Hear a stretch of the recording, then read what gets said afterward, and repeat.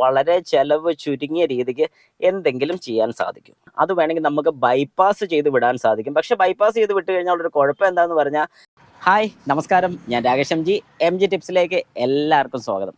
കഴിഞ്ഞ ദിവസം എന്നെ ഒരു കസ്റ്റമർ വിളിച്ച് ചോദിച്ചൊരു കാര്യമാണ്, ഒരു ഫോട്ടോ ഇട്ട് തന്നു, വാഹനത്തിനകത്ത് കൂളന്റ് ലീക്ക്.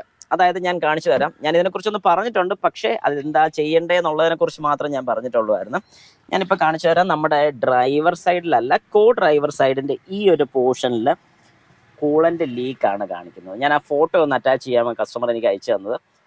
നമ്മൾ ഈ കാണുന്ന ഒരു 2012 മോഡൽ ഓൾട്ടോ 800 ആണ്. ഇതിലാണ് ഈ കൂളന്റ് ലീക്ക് കാണിച്ചിരിക്കുന്നത്. അപ്പം ഇത് ശരിക്കും പറഞ്ഞാൽ എന്താണ് ചെയ്യേണ്ടത്, അല്ലെങ്കിൽ ഇത് എന്താണ് സംഭവം എന്ന് അറിയാൻ മേലാത്തവർക്ക് ഒന്ന് പറഞ്ഞേക്കാം.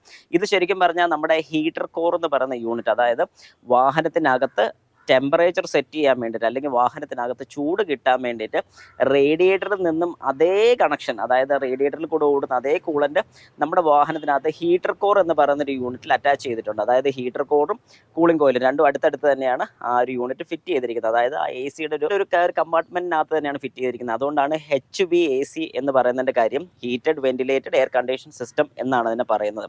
അതായത് എപ്പോഴാണോ നമുക്ക് ടെമ്പറേച്ചർ സെറ്റ് ചെയ്യേണ്ടത്, കാരണം എ സിക്കകത്ത് നമുക്ക് ടെമ്പറേച്ചർ സെറ്റ് ചെയ്യാൻ പറ്റത്തില്ല. എ സി ഒരൊറ്റ ഇത് മാത്രം, കൂളിംഗ് മാത്രം കൊടുക്കുന്നുള്ളൂ. ഈ കൂളിങ്ങും പിന്നെ നമ്മുടെ ഹീറ്റിൻ്റെ ഇതും കൂടെ മിക്സ് ചെയ്താണ് ഒരു ടെമ്പറേച്ചർ സെറ്റ് ചെയ്ത് നമ്മൾ കൊടുക്കുന്നത്. അതായത് ഓട്ടോമാറ്റിക് വാഹനങ്ങളാണെങ്കിലും മാനുവൽ വാഹനങ്ങളാണെങ്കിലും, ഓട്ടോമാറ്റിക് വാഹനത്തിലൊക്കെ നമുക്ക് ടെമ്പറേച്ചർ സെറ്റ് ചെയ്യാൻ പറ്റും. അതായത് ഏകദേശം ഒരു 30 ഡിഗ്രി അല്ലെങ്കിൽ ഒരു 20 ഡിഗ്രി സെൽഷ്യസ് എന്നൊക്കെ പറഞ്ഞ് നമുക്ക് സെറ്റ് ചെയ്യാം. എന്നാൽ മാനുവൽ വാഹനങ്ങൾ വരുമ്പോൾ ഇങ്ങനെയാണ് വരുന്നത്. ഇത് കൂട്ടുന്നതിനനുസരിച്ച് നമുക്ക് ടെമ്പറേച്ചർ സെറ്റ് ചെയ്യാൻ സാധിക്കും.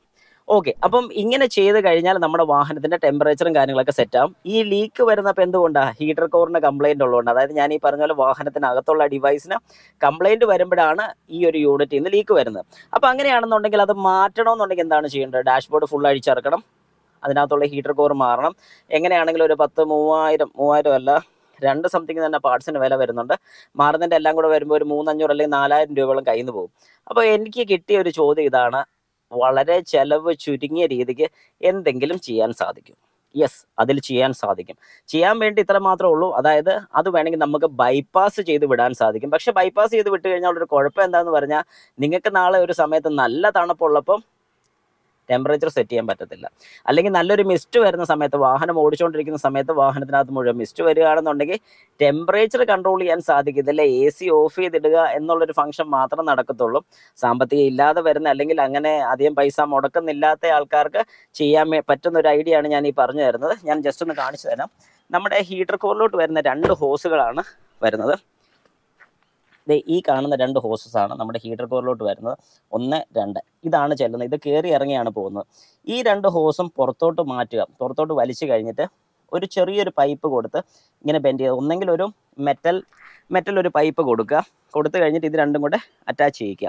മെറ്റൽ പൈപ്പ് 2 സൈഡിലും നല്ല രീതിക്ക് ടൈറ്റ് ആയിരിക്കണം എന്ന് ഉറപ്പ് വരുത്തിക്കണം. കാരണം എന്താണെന്ന് പറഞ്ഞാൽ ലീക്കോ കാര്യങ്ങളോ വന്നു കഴിഞ്ഞാൽ നമുക്ക് ഉറപ്പിക്കാം നമ്മുടെ വാഹനത്തിൻ്റെ കൂളന്റ് ലീക്ക് ആയിട്ടുണ്ടെന്നുണ്ടെങ്കിൽ വാഹനം ഓവർ ഹീറ്റ് ആവും, വഴി കിടക്കാനുള്ള ചാൻസസ് വരെയുണ്ട്.